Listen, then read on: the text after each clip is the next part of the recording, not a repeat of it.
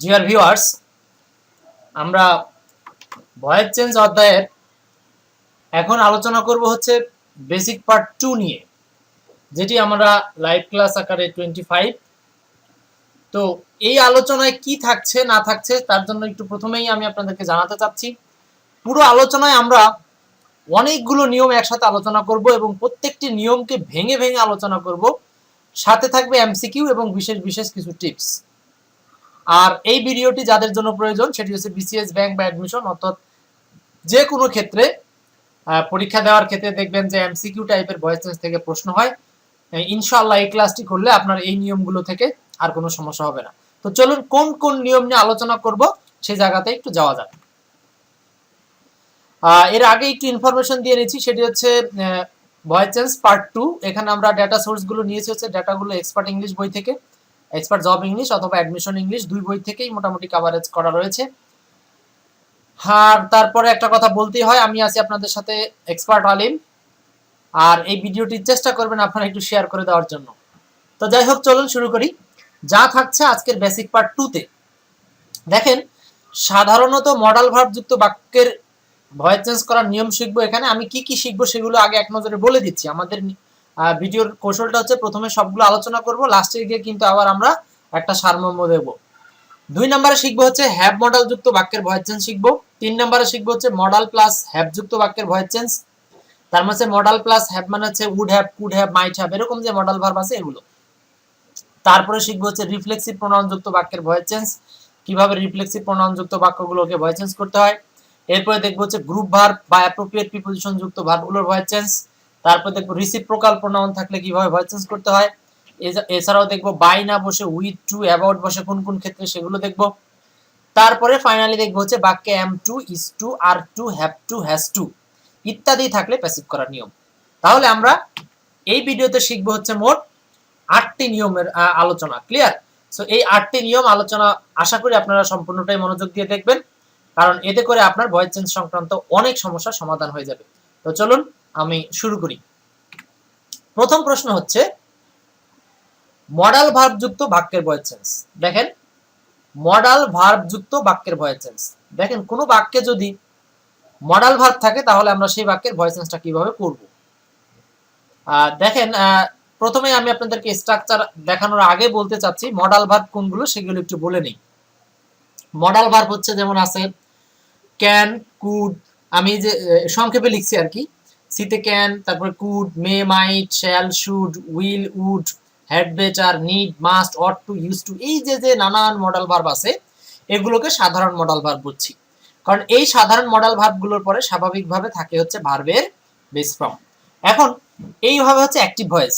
তো যখন কোনো বাক্যে সাধারণ মডালের পরে V1 থাকে তখন এটাকে প্যাসিভ করার সময় আমরা যেটা করব সেটা হচ্ছে সাবজেক্ট অনুসারে ওই সাধারণ modal verb plus be plus V3 খুঁজবো বা বি প্লাস V3 বসাবো। এক কথায় সাধারণ মডাল ভার্বের প্যাসিভ করার সময় ওই মডাল ভার্বের পরে বি প্লাস V3 বসাতে হয়, বি প্লাস V3 বসাতে হয়। তো চলুন উদাহরণ দিয়ে বিষয়টা প্রমাণ করা যাক। উদাহরণের আগে অবশ্য আপনাদের জন্য স্ট্রাকচারও রেখেছি, যদিও স্ট্রাকচারগুলো মনে থাকে না তবুও আমি কয়েকটা স্ট্রাকচার আপনাদেরকে পড়ে দিচ্ছি। দেখেন মডাল অক্সিলারি ভার্বের ক্ষেত্রে অ্যাক্টিভ প্যাসিভ, সাবজেক্ট হয়ে যাবে অবজেক্ট আর অবজেক্ট হয়ে যাবে সাবজেক্ট।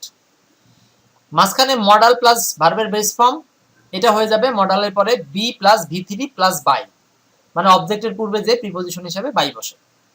তো এই ধরনের স্ট্রাকচার যদি আপনি মনে নাও রাখেন কোনো ক্ষতি নেই, সহজ ভাষায় যেটা হচ্ছে সেটি হলো আপনি অ্যাক্টিভ বাক্যে যদি মডাল ভার্বের বেস ফর্ম পান তাহলে প্যাসিভ বাক্যে আপনি খুঁজবেন হচ্ছে modal plus be plus V3, এক কথায়। ক্লিয়ার? সো এবার উদাহরণ দেখা যায়। প্রশ্ন 1 বলা আছে we ought to obey our parents, we ought to obey our parents. এখানে দেখেন তো ought to obey, ought to হচ্ছে মডাল ভার্ব, এর পরপরই অবি হচ্ছে ভার্বের বেস ফর্ম। তাহলে সাধারণ মডালের পরে ভার্বের বেস ফর্ম আছে, তাহলে আমরা প্যাসিভ ভয়েসে কি খুঁজবো বলেন? এই অট টু এর পরে বি প্লাস V3, মানে অট টু বি অবিড, এরকম কয় জায়গায় আছে দেখেন, সেটাই উত্তর। এক কথা সহজে উত্তর পেয়ে যাবেন। যারা এক্সপার্টের ভিডিওগুলো দেখেন আমরা অনেক শর্টকাট টেকনিক দেই, এটা একটা শর্টকাট টেকনিক। মানে সাবজেক্ট অবজেক্ট চেঞ্জ হলো কিনা, প্রিপোজিশন আছে কিনা এগুলো দেখার টাইম নেই, আমরা জাস্ট আগে প্রধান জায়গাটা দেখব। তাহলে অট টু বি অবিড কোথায় আছে? উত্তর হচ্ছে 3 number. Our parents ought to be obeyed by us. Clear? সবাইকে অনেক ধন্যবাদ। আমি পরের উদাহরণে নিয়ে যাচ্ছি আপনাদেরকে। 2 number, the correct passive form of you must shut the door. You must shut the door. খেয়াল করেন তো এখানে সাধারণ মডেল কোনটি? এই যে মাস্ট শাট, মাস্ট হচ্ছে মডাল ভার্ব, তারপর এখানে কি লেখা আছে? শাট। তাহলে মাস্ট প্লাস ভি1 আছে, তাহলে আমরা প্যাসিভে কি খুঁজবো বলেন? মাস্ট বি প্লাস ভি3। তো মাস্ট বি প্লাস ভি3 এখানে একটাই আছে মনে হয়, এই যে এটা আছে মাস্ট বি শাট। অবশ্যই এখানেও একটা আছে মাস্ট বি শাট, কিন্তু এইটা হবে না। কেন হবে না বলেন? কারণ এখানে দেখেন ডোর কিন্তু অবজেক্টে ছিল, সেই ডোর আবার অবজেক্টে নিয়ে গেছে, এটা হবে না। কারণ আমাকে অবজেক্টের পজিশনে কি ছিল? দিস ডোরস, অতএব আমাকে দিস ডোরসকে অবজেক্ট পরিবর্তন করে সাবজেক্টের স্থানে আনতে হবে, এটা আনলাম। আর মাস্ট বি শার্ট এর পরে বাই প্লাস অবজেক্ট উজ্জ রাখা হয়েছে। হ্যাঁ, মাস্ট বি শার্ট হচ্ছে আসল, আর এখানে বাই প্লাস অবজেক্ট উজ্জ রাখা হয়েছে। প্রিয় বন্ধুরা, এই যে সাধারণ মডেলের সাথে কিভাবে প্যাসিভ করতে হয় এগুলো শিখলেন। প্রচুর উদাহরণ সলভ করতে হলে আমাদের এক্সপার্ট বই পড়বেন। একটা রিটেন টুইস্ট দিচ্ছি, এখানে আসলে এটা উত্তর করেই দেওয়া আছে। Our parents should be respected by us, এটা কিসে আছে বলেন? প্যাসিভ ভয়েস আছে। শুড বি রেসপেক্টেড প্যাসিভ আছে না? সো অ্যাক্টিভ করতে হলে কি হবে? এই বি কে তুলে দিব, আর রেসপেক্ট এটাকে ভার্বের বেস ফর্ম করব, আর সাবজেক্ট অবজেক্ট পরিবর্তন হবে। তাহলে উত্তরটা হচ্ছে we should respect our parent. আশা করি সবাই স্বাভাবিক নিয়মটা বুঝলেন। এখন আপনাদের জ্ঞাতার্থে একটা কথা বলি, আমি কিন্তু আগে এই 8টা নিয়ম আলোচনা করব, তারপরে কিন্তু আবার 8টা নিয়মের উপরে ওভারভিউ দিব। অতএব আপনারা চেষ্টা করবেন সবগুলো নিয়ম ভালো করে শোনার জন্য, যেন লাস্টে ওভারভিউটা ভালো হয়। ধন্যবাদ। আচ্ছা, এখানে আরো একটা আপনাদের জন্য রিটেন প্রশ্ন আছে, এগুলো না দেখলেও হবে। চলেন আমি আপনাদেরকে পরের অংশে নিয়ে যাচ্ছি। এখন শিখবো হচ্ছে মডাল প্লাস হ্যাভ যুক্ত বাক্যের voice change. Modal plus have যুক্ত বাক্যের ভয়েস চেঞ্জ। তাহলে হ্যাভ মডাল বলেও কিন্তু আমরা এটাকে ট্রিটমেন্ট করতে পারি। তার মানে যে সমস্ত মডাল ভার্বগুলোর পরে হ্যাভ থাকে সেই মডাল ভার্বের ক্ষেত্রে আমরা কিভাবে প্যাসিভ করব। যেমন এখানে বলা আছে can, could, shall, should, will, would, may, might, এগুলো পরে হ্যাভ থাকে না? যেমন আমরা যদি could have, would have, might have, should have, must have এরকম বলে থাকি না? অট টু হ্যাভ, এই যে হ্যাভ যুক্ত মডাল ভার্ব, এদের পরে স্বাভাবিকভাবে কিন্তু ভি3 থাকে। দেখেন স্বাভাবিকভাবে ভি3 থাকে। এখন প্যাসিভ করার সময় কিন্তু আমরা ওই মডেলের সাথে মাঝখানে শুধু বিন বসাবো, মানে হ্যাভ প্লাস ভি3 হয় না? যেমন বলি উড হ্যাভ গান, এই উড হ্যাভ গান মাঝখানে শুধু অতিরিক্ত বিন আসবে। সো এটা আপনাদেরকে স্ট্রাকচার দিয়ে দেখাচ্ছি। তাহলে মডাল প্লাস হ্যাভ যুক্ত বাক্যের প্যাসিভ। অ্যাক্টিভ বাক্যে subject plus modal plus have plus ভি3 থাকবে, লাস্টে অবজেক্ট থাকবে। প্যাসিভ বাক্যে গিয়ে কি হবে? প্যাসিভ বাক্যে গিয়ে সাবজেক্ট অবজেক্ট হয়ে যাবে, আর এদিকে অবজেক্ট হয়ে যাবে সাবজেক্ট। এখন এই যে মডাল হ্যাভ প্লাস ভি3, এখানে মডাল হ্যাভ বিন প্লাস ভি3 হয়ে যাবে, কারণ প্যাসিভ ভয়েস করার সময় মাঝখানে অতিরিক্ত একটা বিন লাগে। আমরা জানি পারফেক্ট অবস্থায় মাঝখানে বিন লাগে। এখন এইটাকে আপনারা সহজ ভাষায় এইভাবে কনভার্ট করতে পারেন যে হ্যাভ মডাল থাকলে প্যাসিভ করার সময় বিন প্লাস ভি3 খুঁজবো, বা ওই have modal plus been plus ভি3 খুঁজতে হবে, তাহলে আমরা যথার্থ উত্তরটা পেয়ে যাব। এই নিয়মেই সলভ করেন 5 নম্বর প্রশ্ন। যারা যারা পারেন দ্রুত আমাকে উত্তরটা কমেন্ট করার চেষ্টা করতে পারেন। 5 নম্বর প্রশ্ন, choose the passive form of. এখানে বলছি you ought to have helped him. You ought to have helped him. দেখেন এখানে অট টু হ্যাভ মানে এটা হচ্ছে হ্যাভ মডাল, তারপরে হেল্পড হিম, হ্যাঁ ভি3 আছে। সেটাকে প্যাসিভ করতে হলে সাবজেক্ট অবজেক্ট চেঞ্জ হয়ে যাবে, সব জায়গায় চেঞ্জ করা আছে, হি আগে আনা আছে। এখন আমাদের শর্টকাট যে সিস্টেমটা ছিল সেটি বলছিলাম হ্যাভ মডাল থাকলে আমরা খুঁজবো ওই have modal plus been plus ভি3। তো খুঁজেন বিন প্লাস ভি3 কোন অপশনে আছে? তা অট টু হ্যাভ খুঁজেন, অট টু হ্যাভ, তারপরে বিন plus ভি3, ought to have been ভি3, ought to have been ভি3। এই যে আমি উত্তরটা পেয়ে গেছি 3 নাম্বার। তাহলে দেখেন আনসার করাটা কিন্তু সহজ, বাট আপনাকে মনে রাখতে হবে যে কোন নিয়মের ক্ষেত্রে আমরা কোনটা খুঁজবো, তাহলে কিন্তু দ্রুত উত্তর পাবেন। ক্লিয়ার? তাহলে 5 নম্বরের উত্তর হচ্ছে 3 নাম্বার। আচ্ছা চলুন আমি পরের প্রশ্নে দেখাচ্ছি। প্রশ্ন 6 এবং 7 নিজে একটু পড়ে নেন, জাস্ট রিটেন উত্তর করাই আছে, একবার একটু বুঝে নেন।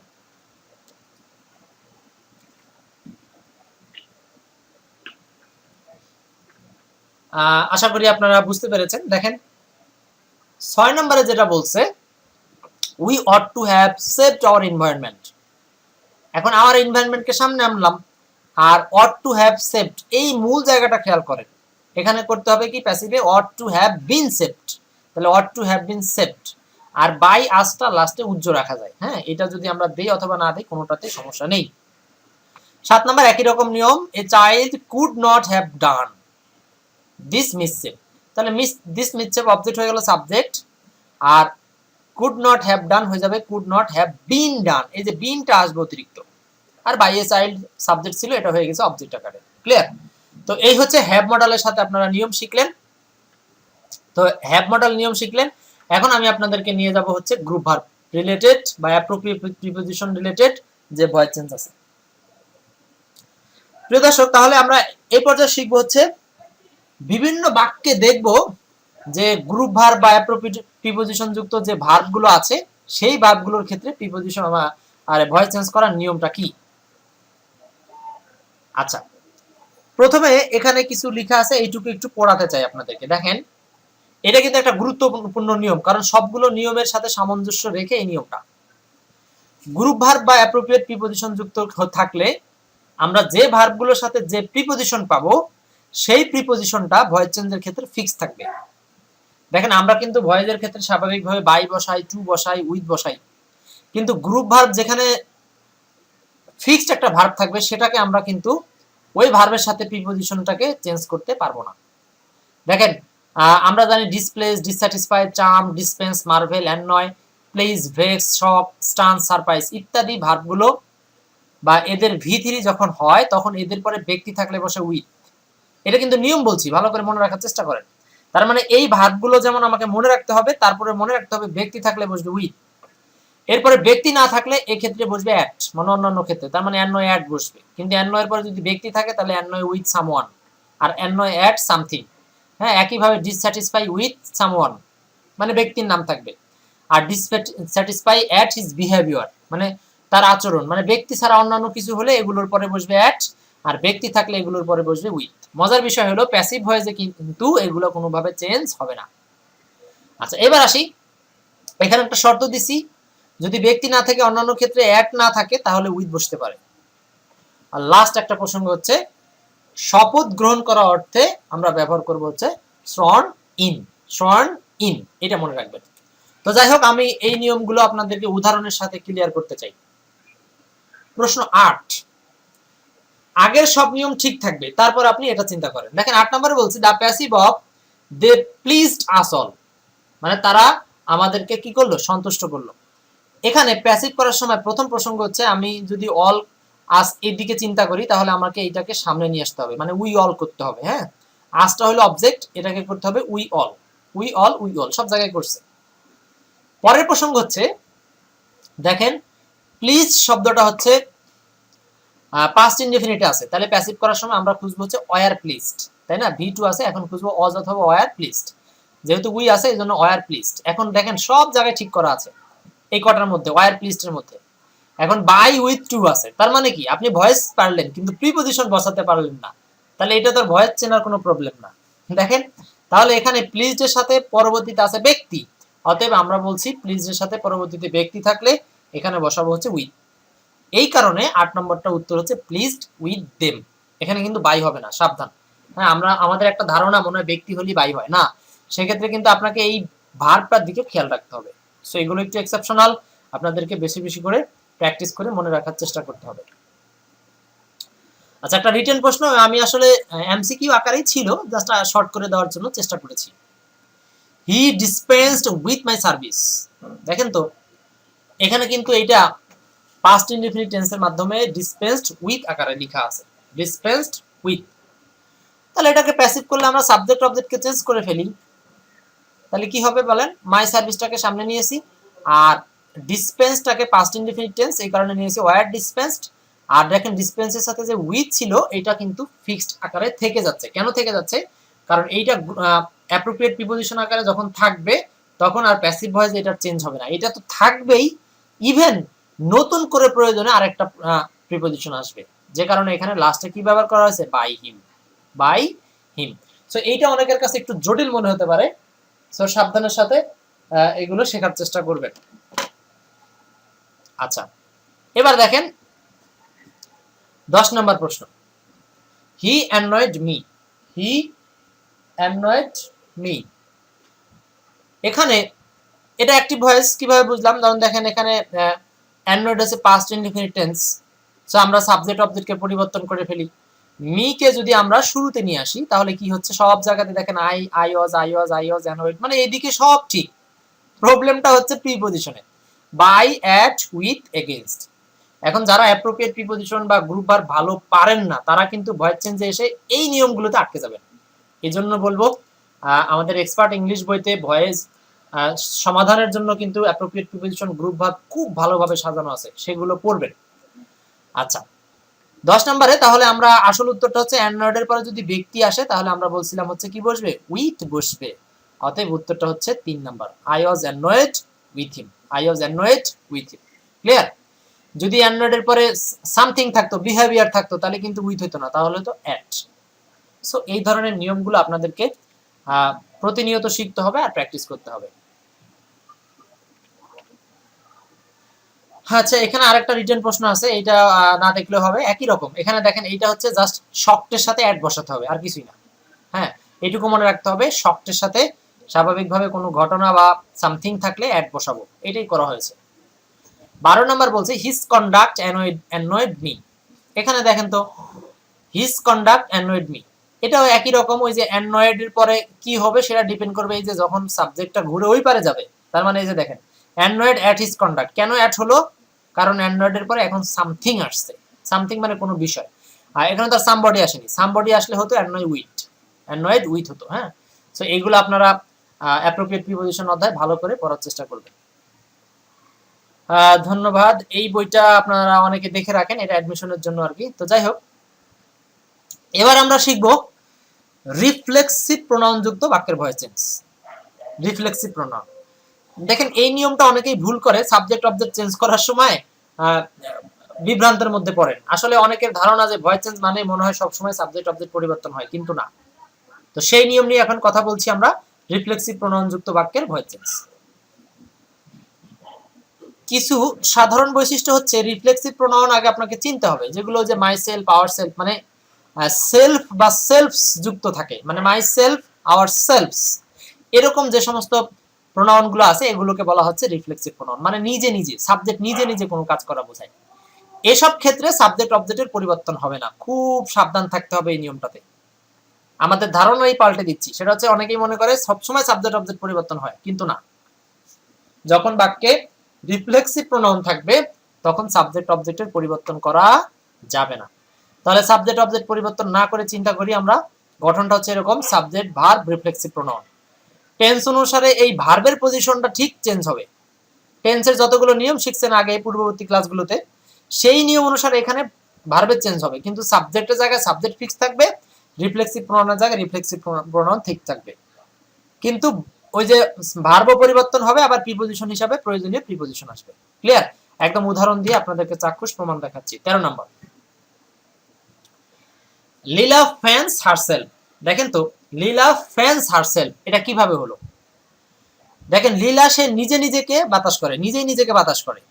এখানে কিন্তু ফ্যান মানে বাতাস করা। হ্যাঁ, এই লীলা হচ্ছে সাবজেক্ট হিসাবে থার্ড পারসন সিঙ্গুলার, আর ফ্যান মানে বাতাস করা, তাহলে লীলা নিজেকে নিজে বাতাস করে। এখন এইটাকে প্যাসিভ ভয়েস করব। দেখেন তো, লীলা ঠিক থাকবে আর হারসেলফ লাস্টে ঠিক থাকবে, থাকলো। এখন ফ্যান্স, এটা কোন টেন্স? Present indefinite. আমরা জানি প্রেজেন্ট ইনডেফিনিট টেন্সে প্যাসিভ করার ক্ষেত্রে এম ইজ আর এর সাথে ভি3 বসে, এম ইজ আর প্লাস ভি3। So am is are plus ভি3 হওয়ার মতো সক্ষমতা আছে কোনটা কোনটা? দেখেন, এটাও এম ইজ আর প্লাস ভি3, মানে ইজ ফ্যান্ড, আর এটাও ইজ ফ্যান্ড, এটাও ইজ ফ্যান্ড, কিন্তু এটা তো আগেই বাদ, 3 নাম্বারটা আগেই বাদ। কেন বলেন তো? কারণ এই যে দেখেন সাবজেক্ট অবজেক্ট চেঞ্জ করছে। হ্যাঁ, লীলা সাবজেক্ট আকারেই থাকবে। তাহলে ইজ ফ্যান্ড এবং ইজ ফ্যান্ড উত্তর হতে পারবে বি এবং ডি এর মধ্যে। এখন প্রসঙ্গ হলো ডি কেন হলো। দেখেন, এখানে বাইটা বসাতে হবে, কারণ প্যাসিভ ভয়েসে এখানে মিনিং দিবে এরকম যে লীলা সে তার নিজের দ্বারাই নিজেকে বাতাস করে। অতএব আসল উত্তরটা হচ্ছে 4 নাম্বার। প্রিয় বন্ধুরা, এই যে রিফ্লেক্সিভ প্রোনাউনের ক্ষেত্রে ভয়েস চেঞ্জ শিখলেন, এগুলো কিন্তু বেশি বেশি করে উদাহরণ প্র্যাকটিস করতে চাইলে আমাদের বইগুলো পড়বেন। যাই হোক, 14 নম্বরে বলছে হি কিল্ড হিমসেলফ। এটা আপনাদের উপরই ছেড়ে দিলাম, কোনটা হবে বলেন? দেখছেন অপশনগুলোতে কিন্তু হিমসেলফকে শুরুতে আনছে, কিন্তু হিমসেলফ কখনো সাবজেক্ট হতে পারে না, দ্যাটস ওয়াই রিফ্লেক্সিভ প্রোনাউনকে চেঞ্জ করা হয় না, জায়গা মতো থাকে।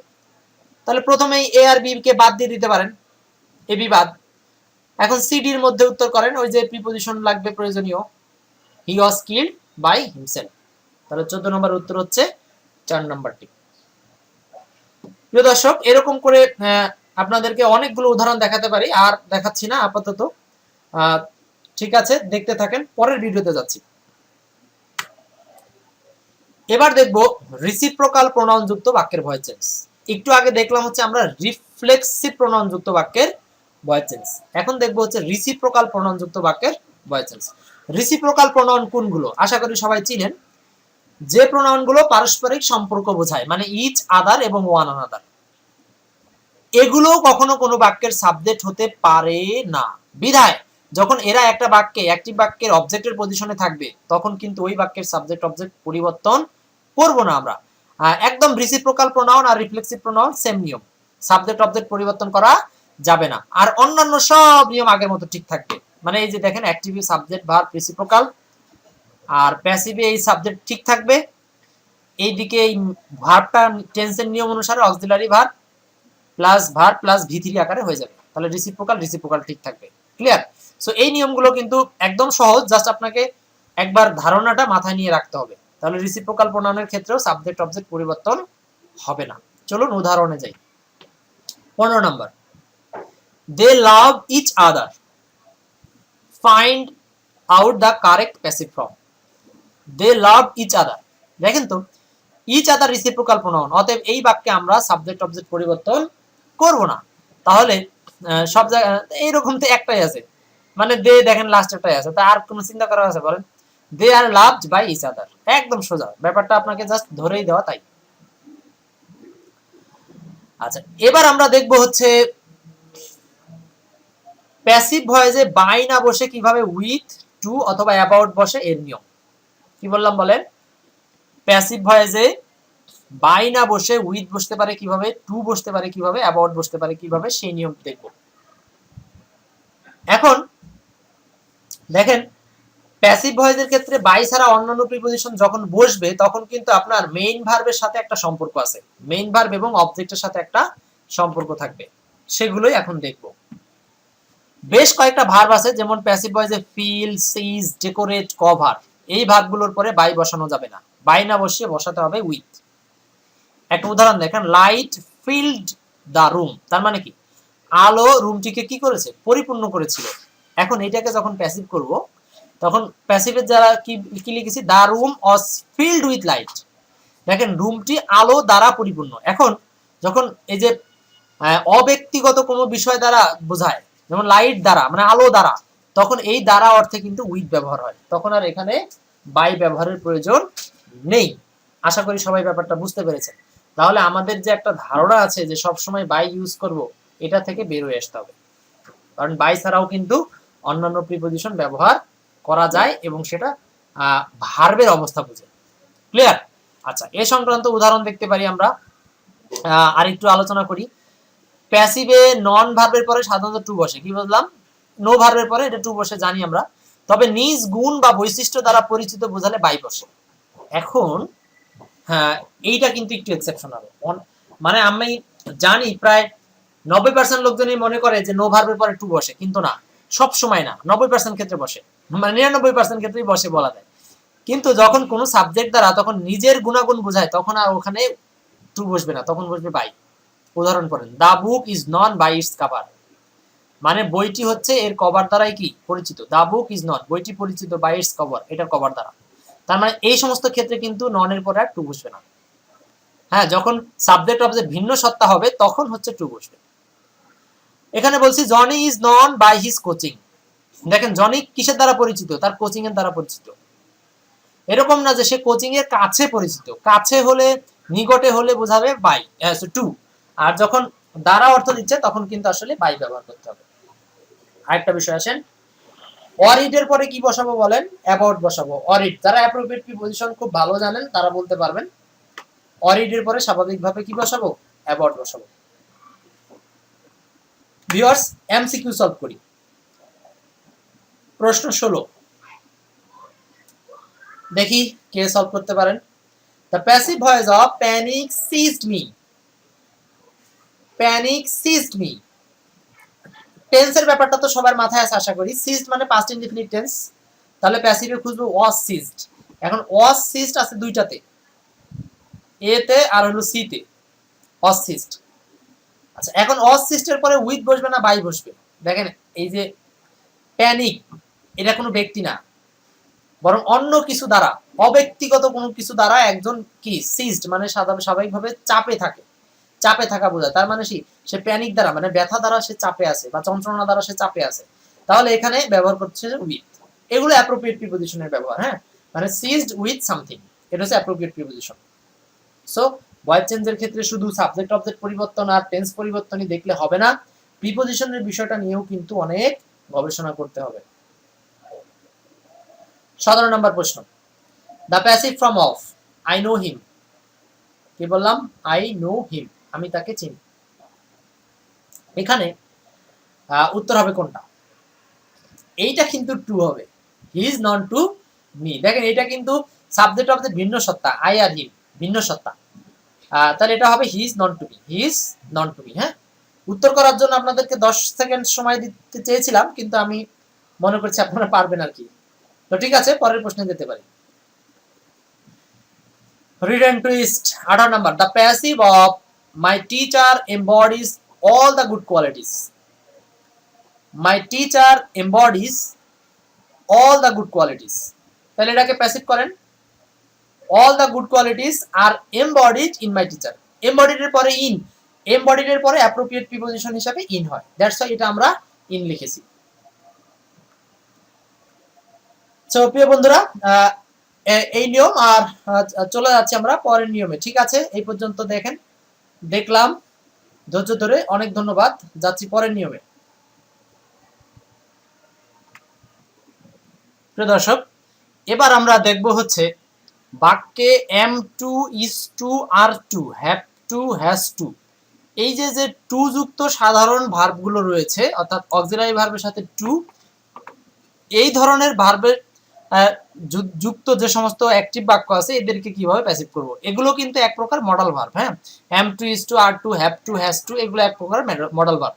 সো এই ধরনের মডাল ভার্বের ক্ষেত্রে আমরা কিভাবে প্যাসিভ করব সেটা একটু দেখে নিই। দেখেন স্বাভাবিকভাবে আমরা সাবজেক্টকে অবজেক্ট বানাই বা অবজেক্টকে সাবজেক্ট বানাই, এটা তো থাকলোই, সাবজেক্ট অবজেক্ট অবজেক্ট সাবজেক্ট, এটা হবে। আর এইদিকে যে am to is to are to আছে, এই am to is to are to কে এরপরে স্বাভাবিকভাবে ভি ওয়ান থাকবে, টু এর পরে ভি ওয়ান থাকে, এটাকে প্যাসিভ করার সময় মাঝখানে জাস্ট একটা বি আনবো। আমরা এদেরকে সাধারণ মডাল ভার্ব হিসাবে বিবেচনা করলে আমরা জানি modal plus be plus V three হয় প্যাসিভে, আর তারপর পর একটা বাই বসে বা প্রিপোজিশন বসে। তাহলে আমাদের নিয়মটা হচ্ছে am to is to are to এগুলো থাকলে, ইত্যাদি প্লাস ভি ওয়ান থাকলে প্যাসিভ করার সময় am to is to are to subject অনুযায়ী যে কোনো একটা বসবে, তারপর বি প্লাস ভি থ্রি বসবে। এইটা হচ্ছে আপনার মডালের নিয়ম। আচ্ছা, এবার হ্যাভ টু বা হ্যাজ টুর ক্ষেত্রে দেখেন am to is to are to ওই তিনটার জন্য ওই তিনটা, আর হ্যাভ টু হ্যাজ টুর বেলায় যখন সাবজেক্ট অবজেক্ট চেঞ্জ হবে তখন হ্যাভ টুর পরিবর্তে হ্যাজ টু আসতে পারে বা হ্যাজ টুর পরিবর্তে হ্যাভ টু আসতে পারে, কিন্তু এই দুটার মধ্যেই থাকবে। আচ্ছা, ওখানে যেমন এম ইজ আর ছিল, এখানে হচ্ছে হ্যাভ হ্যাজ। ক্লিয়ার? তো একই রকম নিয়ম, have to has to plus V one থাকলে প্যাসিভ করার সময় হ্যাভ টু বা হ্যাজ টু এর পরে be plus V three plus by বসবে। এই হচ্ছে মোটামুটি দুইটা নিয়ম। এগুলোর আলোকে উদাহরণ দেখার চেষ্টা করি। যেমন 19 নাম্বার প্রশ্নে বলছি change the active voice into passive. I am to make a telephone call. কি নিয়মটা পাওয়া গেছে আশা করি। এই যে কোন জায়গাটা আমরা সবার প্রথম বোঝার চেষ্টা করব, ভার্বের পজিশনটা বোঝার চেষ্টা করব। এম টু মেক, এখানে কি বলা আছে? Am to make. তাহলে এই যে এম টু মেক কে আমরা প্যাসিভ করার সময় করব হচ্ছে এম টু অথবা ইজ টু অথবা আর টু, তার সাথে বি প্লাস ভি থ্রি মানে মেড হবে। এখন এম ইজ আর কোনটা বসবে সেটা ডিপেন্ড করবে অবজেক্ট ঘুরে আসার প্রয়োজনে। তো দেখেন অবজেক্ট কে আছে? এই টেলিফোন কল। তাহলে আমরা যদি এই টেলিফোন কলকে সামনে নিয়ে আসি, তাহলে টেলিফোন কল আনলাম।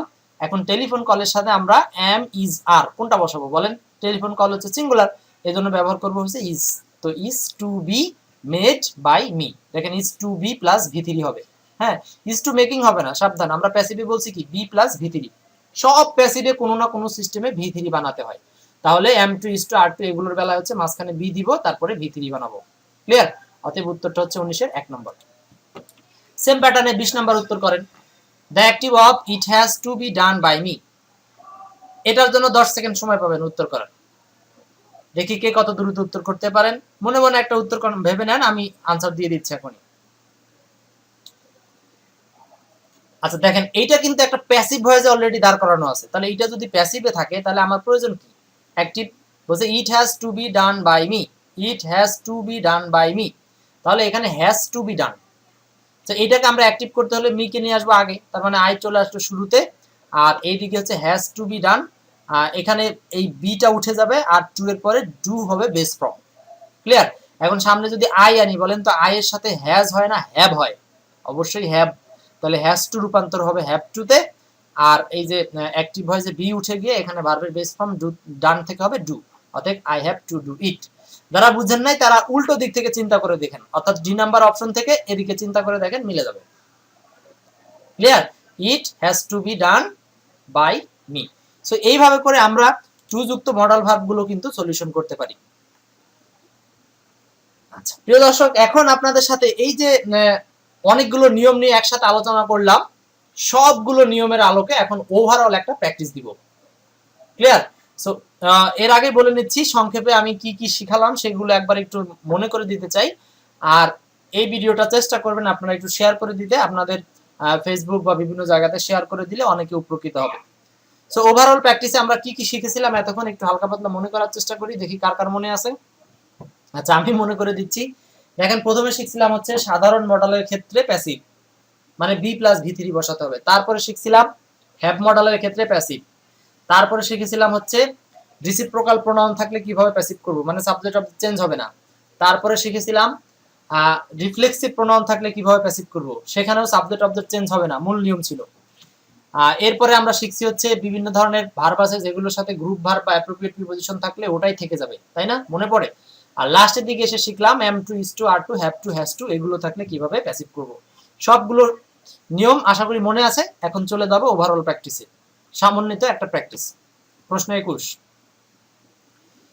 একটু সময় দিচ্ছি আপনারা যেন দ্রুত উত্তর করতে পারেন।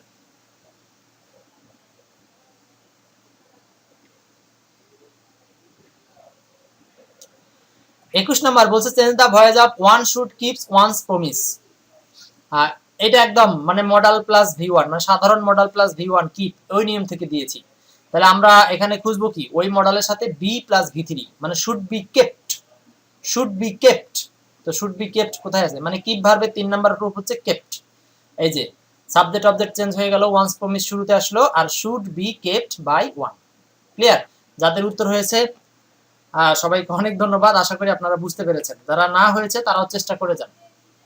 22 number, choose the correct passive of you should have done it. বলেন তো এটা অ্যাক্টিভ না প্যাসিভ আছে? চেষ্টা করেন, অ্যাক্টিভ আছে। হ্যাঁ প্যাসিভ চেয়েছি, কি হতে পারে উত্তর?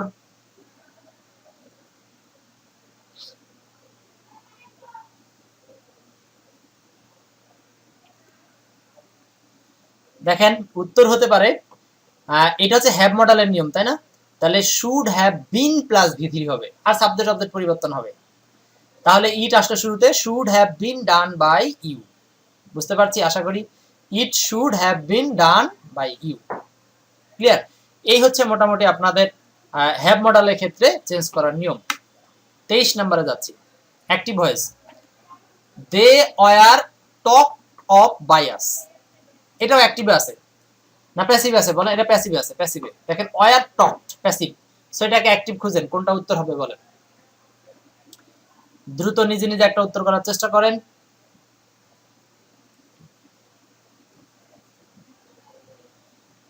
আচ্ছা বলে দিচ্ছি আমি, দেখেন এখানে ওয়ার টকড, তার মানে এটা কি পাস্ট ইনডেফিনিট টেন্স আছে না?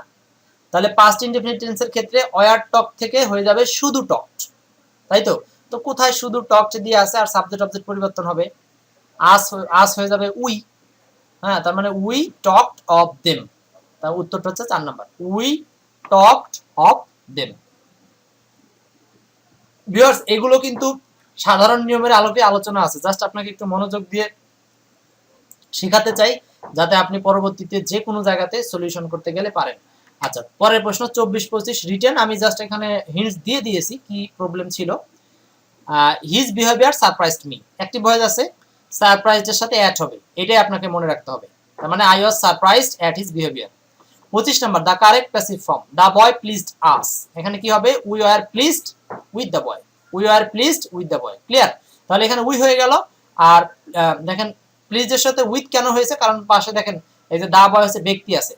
আর এখানে সারপ্রাইজড এর সাথে অ্যাড কেন হলো? কারণ এখানে সামথিং আছে। আমরা এগুলো নিয়ে আলোচনা করেছি, আশা করি মনে আছে আপনাদের। ওই যে সিজড, সারপ্রাইজড, প্লিজ, শকড, এই ধরনের ভার্বগুলো মনে রাখতে হবে। এদের পরে ব্যক্তি থাকলে উইথ, আর অন্যান্য কিছু থাকলে অ্যাট। 26 নম্বর প্রশ্নে আসে, which sentence is passive with reflexive object, মানে এখানে কোন বাক্যটা রিফ্লেক্সিভ অবজেক্ট দিয়ে প্যাসিভ করা আছে? এটা তো একদম সোজা কথা। মানে কোন বাক্যে দেখেন রিফ্লেক্সিভ প্রোনাউন আছে? এই যে বি নাম্বারে, সেটা উত্তর, এটা বলার কিছু নাই। 27 নম্বর প্রশ্ন আসেন, they married each other, the passive form is, তারা একে অন্যকে বিয়ে করেছে। আচ্ছা, তাহলে এখানে এই বাক্যটার ক্ষেত্রে কিন্তু একটা ক্লু আছে। হ্যাঁ, এখানে চাইলেই কিন্তু সাবজেক্ট অবজেক্ট চেঞ্জ হবে না, আশা করি মনে থাকার কথা আপনাদের।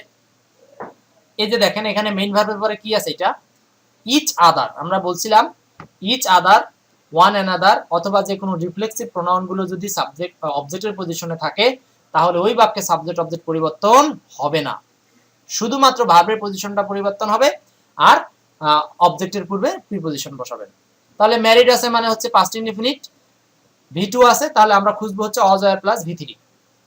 তাহলে অজ ওয়্যারের সাথে ভি3 আছে একটাতেই, এ আর হলো সিতে, were married, were married. Clear? আর তাহলে they were married, they were married. আর এই যে রিসিপ্রোকাল প্রোনাউনের আগে একটা প্রিপজিশন বসায় দিতে হবে, কারণ প্রিপজিশন বসাতে হবে। এই জন্য উত্তরটা 3 নাম্বার না হয়ে এ নাম্বার হয়েছে, কারণ প্রিপজিশন দরকার। প্রিয় দর্শক, জানি না আপনারা কে কেমন পারছেন, তবে আপনাদের কোনো প্রশ্ন থাকলে অবশ্যই প্রশ্ন করতে ভুলবেন না। আর আমাদের এরকম আরো প্রচুর এমসিকিউ সহ যদি বই পড়তে চান তাহলে আমাদের প্রকাশিত এক্সপার্ট ইংলিশ বইটি পড়েন। হ্যাঁ, আমি নিজে সেই বইটি অনেক দিন ধরে রিসার্চ করে লিখেছি, আশা করি আপনারা অনেক উপকৃত হবেন। যাই হোক, 28 নম্বরে আসেন, প্রশ্ন 28, স্মোক ফিলস দ্য রুম, এটা মনে হয় উত্তর করে আসছিলাম আমরা, তাই না? দেখেন স্মোক ফিলস দ্য রুম, এটা জাস্ট দ্য রুম চলে আসবে সামনে, আর এখানে হবে ইজ ফিল্ড উইথ স্মোক। কেন? কারণ হচ্ছে ফিল্ডের পরে উইথ বসে, filled with something, filled with something, that's why এখানে উত্তরটা হচ্ছে উইথ। আচ্ছা, আজকের আলোচনায় এটি হচ্ছে লাস্ট প্রশ্ন আর কি। দেখেন শেষ প্রশ্ন এটাই আর কি, এটা দিয়ে শেষ করব। 29 number, correct passive form of I have to do it কি হবে? নিয়মটা মনে করার চেষ্টা করেন, আমি কোন নিয়ম থেকে দিয়েছি প্র্যাকটিসটা। I have to do it, ওই যে am to, is to, are to, have to, has to নিয়মে। সো এটা হচ্ছে হ্যাভ টু, হ্যাজ টু। তাহলে হ্যাভ টু, হ্যাজ টু পরিবর্তন হয়ে have to, has to be plus ভি3 হয়ে যাবে, না ডান হয়ে যাবে। আর অবজেক্টকে নিয়ে আসেন সাবজেক্ট আকারে, ইটকে নিয়ে আসেন সামনে, ইট সব জায়গায় আনছে। এখন বলেন ইটের সাথে হ্যাজ টু হয় না? দুই জায়গাতেই হ্যাজ টু আছে অবশ্য, ইজ টু তো হবে না, কারণ হ্যাভ টু জায়গায় বড় জোর হ্যাজ টু হতে পারে। আচ্ছা, তাহলে হ্যাজ টু বি ডান, এটা তো কি হবে? হ্যাজ টু বি ডান, দুটো একই আছে। তারপর বলছে বাই মি, এখানে বলছে টু মি, একে বলছে বাই মি আর ডিতে বলছে টু মি। এখন বলেন তো এখানে বাই হবে না টু হবে? এটা সাধারণ নিয়মের মধ্যেই আছে, অর্থাৎ এখানে বাই হবে। It has to be done by me. Clear? I have to do it, এটা আমাকে করতে হবে, it has to be done by me, এটা আমার দ্বারাই করতে হবে। হ্যাঁ, এই যে অ্যাক্টিভ প্যাসিভের অর্থগত খেলা, এগুলো নিয়েও যদি আপনারা প্র্যাকটিস করতে চান তাহলে আপনাদেরকে অবশ্যই ট্রান্সলেশন পড়তে হবে। ট্রান্সলেশনের জন্য আমাদের একটা দুর্দান্ত বই আছে, এক্সপার্ট রুলস অফ ট্রান্সলেশন, এটা আপনারা দেখতে পারেন। তো যাই হোক, আজকের মতো ক্লাসটি এখানে শেষ করছি। ক্লাস শেষ করার আগে বলছি, আপনাদের যদি ইংরেজি সংক্রান্ত কোনো প্রয়োজন থাকে অবশ্যই আমি বইয়ের রাইটার হিসেবে বলবো, যে কোনো সমস্যা আমাকে জানাতে ভুলবেন না। আর আমাদের ইউটিউব চ্যানেলের নাম হচ্ছে এক্সপার্ট ইংলিশ আড্ডা, এখানে সব ভিডিওগুলো পাওয়া যায়, অলরেডি আপনারা জেনে গেছেন। আপনারা চাইবেন চ্যানেলটি সাবস্ক্রাইব করে রাখতে। ক্লিয়ার? আজকে ডেটা সোর্স ছিল এক্সপার্ট জব ইংলিশ এবং এক্সপার্ট অ্যাডমিশন ইংলিশ, এই দুইটা বই থেকে আপনাদের সাথে আলোচনা করেছি। আর এই যে ট্রান্সলেশনের বইটা দেখছেন, এটাই আপনাদেরকে পড়তে বলেছিলাম। তো প্রিয় বন্ধুরা, সব মিলিয়ে আজকের আলোচনা কেমন লাগলো আমাকে জানাবেন। সবাই ভালো থাকেন, এ পর্যন্তই শেষ করছি। আল্লাহ হাফেজ।